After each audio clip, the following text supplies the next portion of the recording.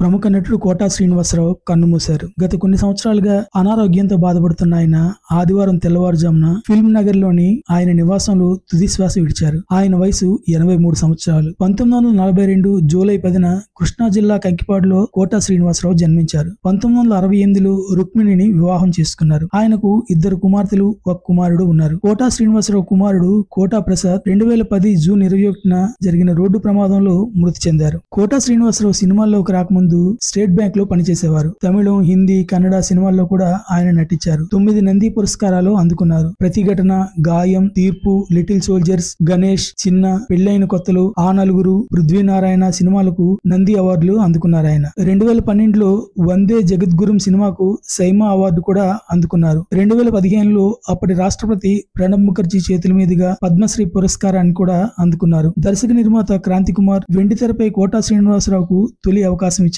1999 నుంచి 2004 వరకు విజయవాడ తూర్పు నియోజకవర్గ బీజేపీ ఎమ్మెల్యేగా కూడా పనిచేశారు. 1978లో ప్రాణం ఖరీదు సినిమాతో సినీ రంగంలోకి అడుగుపెట్టారు. 4 దశాబ్దాల సినీ ప్రయాణంలో ఎన్నో విలక్షణ పాత్రలు పోషించారు. 750కి పైగా సినిమాల్లో నటించారు.